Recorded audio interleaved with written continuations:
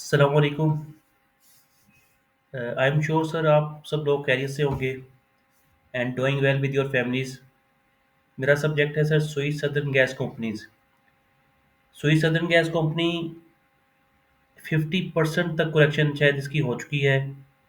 अगर आप देखेंगे जितनी इसने गेंस की थी ना, उससे 10 रुपये का शेयर था।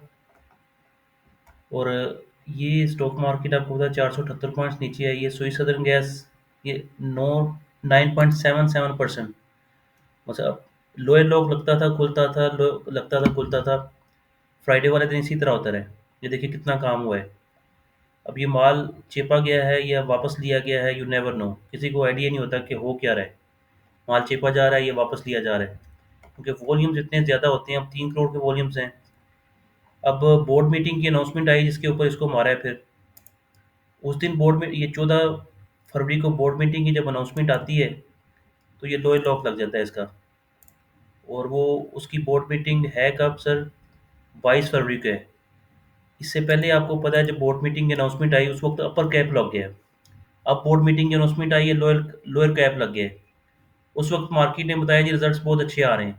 रिजल्ट अच्छे ही आए, नॉट दैट बैड। पर फिर मार्केट ने उसको पनिश किया और नीचे लेके आ गई। अब की दफ़ा बोर्ड मीटिंग की अनाउंसमेंट आती है, मार्केट कहती है रिजल्ट्स वैसे ही रहेंगे जैसे पहले हैं। मतलब कि आपको एक डराती है। और जितना मर्जी मैं आपको सब्ज बाग दिखा दूं, पर जो मार्केट करती है वो आपको पता है, वो माल छुड़ा लेती है। जो मर्जी कोई कर ले, जितने मर्जी आपको सबक इनकरेज कर लें, आप हम आपको सब्ज बाग दिखा लें, मार्केट ने माल आपसे छीन लेना है सर। और ये अच्छा, अब हम बात करते हैं कि जो रिजल्ट्स हैं, हाफ ईयरली रिजल्ट्स आपने देखे सर। 6 रुपये 60 पैसे तक की अर्निंग्स थी। और इससे पहले क्वार्टर की जो रिजल्ट्स थे उसमें तकरीबन 50% की जो इंक्रीज थी रेवेन्यू में, टॉप लाइन 50% इंक्रीज था। बट जो टैरिफ था, टैरिफ की एडजस्टमेंट जो पिछले साल 39 अरब रुपए की थी, वो सिर्फ आई 9 अरब, 9 बिलियन। यहाँ पे हिट हुई बहरहाल जो प्राइस इंक्रीज यहाँ पे। अब ये टैरिफ एडजस्टमेंट होता क्या है, एक से थोड़ा थोड़ा सा पहले अगर वो समझ लेंगे आप तो आपको लिए थोड़ा फ़ायदा है। अगर मैं आपको स्विस सदर्न गैस कंपनी के जो रिजल्ट्स हैं पिछले साल के 2022-2023, इसके ये फिगर्स हैं सर। टॉप लाइन के revenue from contracts with customers, gas sales. एक है जी इंडिजिनस सेल।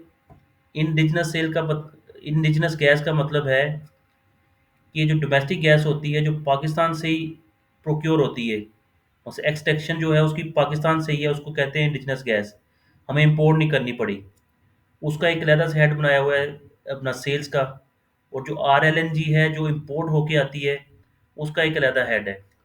तो ये दोनों आपस में मिलके एक टॉप रेवेन्यू बन जाती है। तो है उसकी टॉप लाइन बन जाती है स्विस सदर्न गैस की। 2022 में 351 बिलियन रुपीस की टॉप लाइन थी। और 2023 में वो 283 बिलियन नीचे आ गई। और नेट करके सर जो सेल टैक्स और जो सेल टैक्स था उसको नेट अगर करते हैं, 299 बिलियन थी 2022 में, वो कम होकर रह गई 240 बिलियन। अच्छा, ये जो 240 बिलियन है, इसमें अगर आप देखेंगे तो टैरिफ एडजस्टमेंट जो आ रही है, टैरिफ एडजस्टमेंट कितनी आ रही है? 208 बिलियन पीस की टैरिफ एडजस्टमेंट आ रही है। जो कि टैरिफ एडजस्टमेंट 2022 में थी 75 बिलियन। तो ये टैरिफ एडजस्टमेंट है क्या? मतलब जितनी सेल है 240 बिलियन पीस की सेल है, और 208 बिलियन रुपीज़ की टैरिफ एडजस्टमेंट है। जितनी सेल है उतनी ही एडजस्टमेंट है। और वही एडजस्टमेंट अगर आप देखेंगे तो यहाँ पे नहीं ली गई। ये जो क्वार्टर था, अभी जो लास्ट क्वार्टर के रिजल्ट्स आए हैं, पिछले क्वार्टर में 39 अरब रुपए की ये प्राइस ली गई थी। ठीक है ना, टैरिफ एडजस्टमेंट की अभी सिर्फ 9 बिलियन रुपीज़ ली गई। तो ये जो टैरिफ एडजस्टमेंट है ये है क्या सर? ये है प्राइस इंक्रीज। प्राइस इंक्रीज जो है, वो प्राइस इंक्रीज का मैं आपको मतलब समझाता हूँ कि अगर आप लेट सपोज वो स्विस सदर्न गैस कंपनी कहती है कि जो मैं जो चीज़ कारोबार कर रहा हूँ, मैं जितने की चीज़ परचेज करता हूँ और उसके ऊपर जो मेरे एक्सपेंसेस आते हैं और जो मैंने इन्वेस्टमेंट की हुई है उसके ऊपर मेरा रिटर्न जो आता है, वो मिला के भी अगर मैं उस लेट सपोज वो कहते हैं कि 100 रुपये की मेरी चीज़ है, मेरे एक्सपेंसेस आ रहे हैं 50 रुपये। ₹100 की परचेज़ की, ₹50 ऊपर ऑपरेटिंग एक्सपेंसेस आ गए, ऑपरेटिंग एक्सपेंसेस, फाइनेंशियल चार्जेस, और प्लस मेरा जो रिटर्न है, जो मैंने 200 या 500 अरब रुपए लगाया हुआ है, उसके ऊपर मुझे रिटर्न भी चाहिए। वो सारा का सारा मिला के जो एक प्राइस बनती है ना, वो स्विस सदर्न गैस कहता है ओगरा से। ओगरा आपको पता है इसकी रेगुलेटरी अथॉरिटी है, उसी के पास इसके सारे केसेस जाते हैं और वही डिसाइड करते हैं इनके determination of estimated revenue requirements कि सुई सदर्न गैस, सुई नॉर्दर्न गैस की जो डिटर्मिनेशन है, रेवेन्यू कितना होना चाहिए जिससे वो लॉस ना आए, उस बेस पे वो प्राइस निकालते हैं पर MMBTU। और फिर आपको पता है जो उसकी डिफरेंट कैटेगरीज हैं, डिफरेंट स्लैब्स हैं, हर इंडस्ट्री के लिए, सीमेंट के लिए अलग है, फर्टिलाइजर के लिए अलग है, कैप्टिव पावर प्लांट्स के लिए अलग है, और पावर हाउसेज जो हैं जैसे हबको है उनके लिए अलग है। तो सबके लिए फिर अलग से एक एवरेज प्राइस निकाल देते हैं जिससे उसको लॉस ना हो। अब वो दिस इज टैरिफ एडजस्टमेंट, ये जो टैरिफ एडजस्टमेंट है सारा अब खेल इसी का है।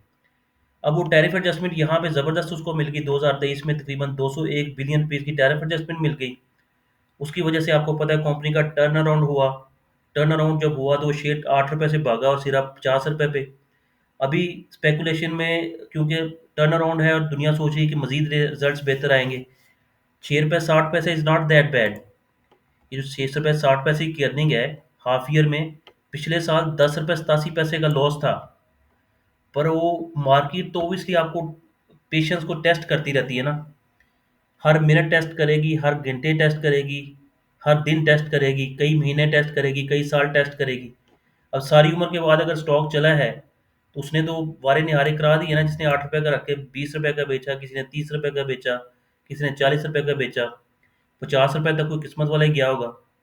तो जिसने ₹50 में जाके बेच दिया और वापस उसको अगर सस्ता मिल रहा है, पहले भी अगर बैठा रहा कई साल तो फिर बैठ जाए, क्योंकि रिजल्ट तो अच्छे हो रहे हैं। ₹10.87 से हाफ ईयरली ₹6.60 अर्निंग्स आ गई। पर अब की बार जो रिजल्ट्स आएंगे उसका क्या सिलसिला है, वो हम डिस्कस करते हैं। वो सर उसका सिलसिला ये है कि ये जो टैरिफ एडजस्टमेंट है ना,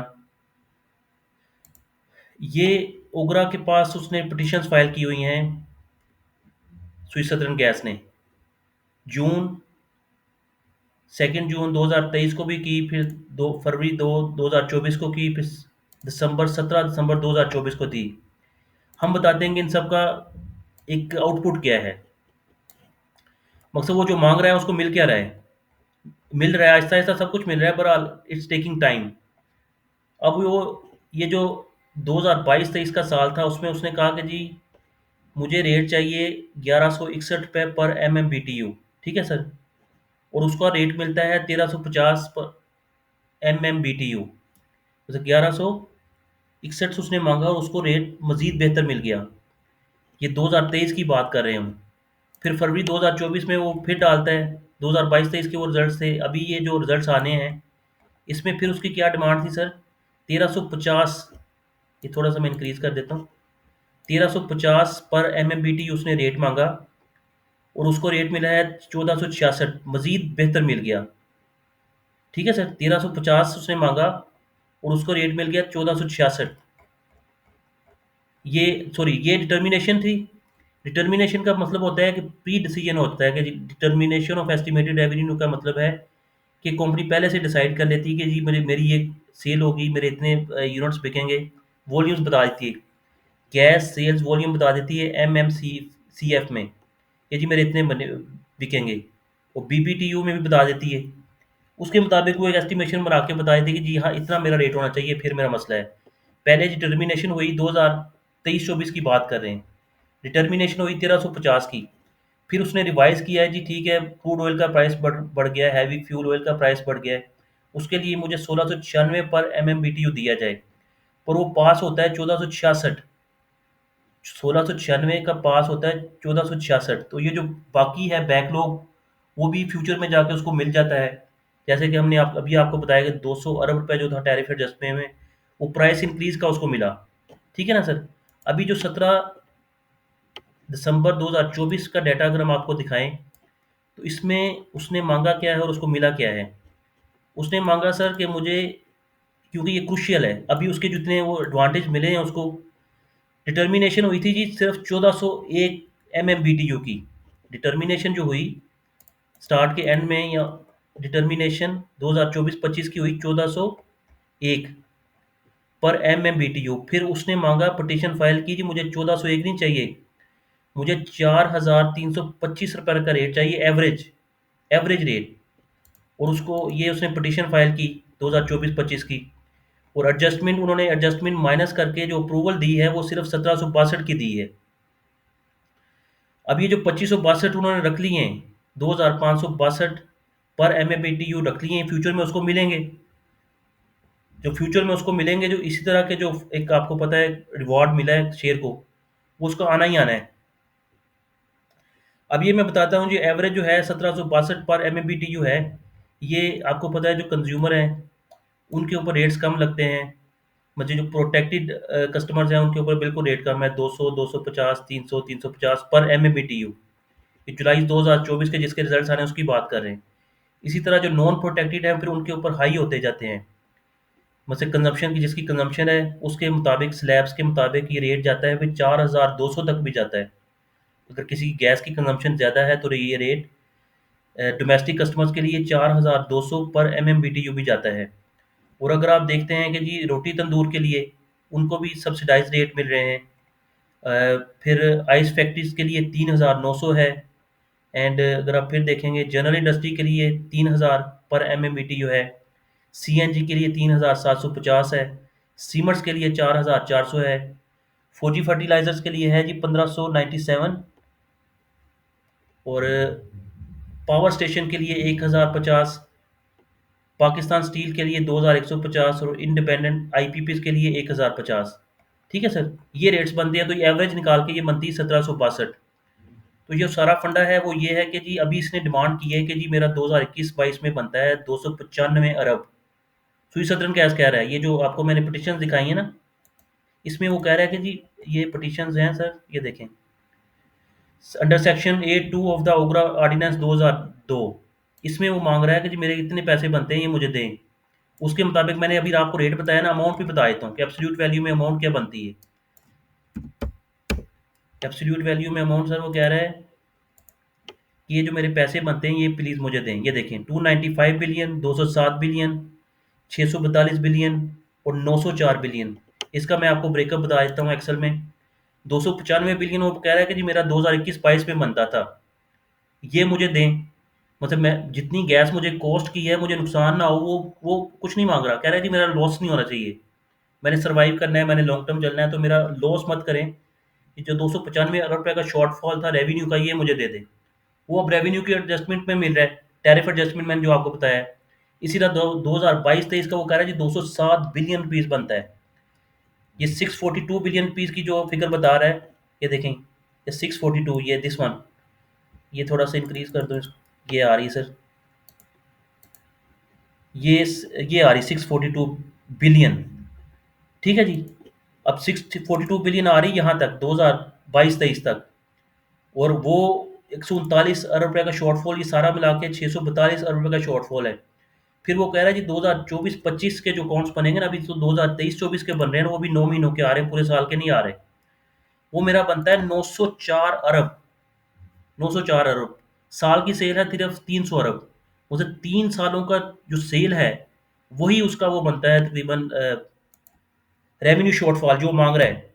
तो 88 करोड़ शेयर हैं सर, इसके 88 करोड़ शेयर हैं, ये मैंने बनाया हुआ था, एक मिनट ठहर जाएंगे, ये कितने शेयर हैं सर, ये शेयर हैं 88 करोड़ शेयर्स हैं। तो अगर आप इसको डिवाइड करेंगे ना, वो एक अब नॉर्मल फिगर बन जाती है, आप डर जाएंगे।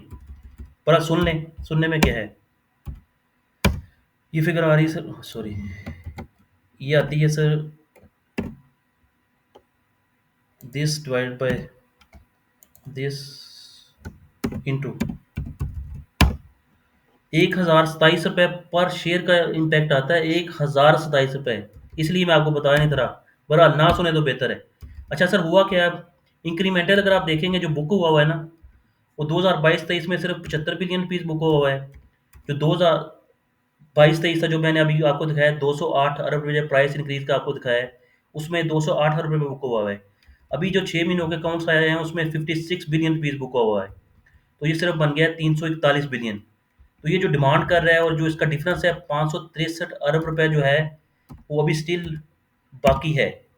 ये जो मैंने आपको दिखाया ना, वो अगर जब बाकी है तो वो बाकी मिलना ही मिलना है, आज मिल जाएगा कल मिल जाएगा, जिस तरह वो आपको 200 अरब रुपए मिल गए एक साल में पूरे में।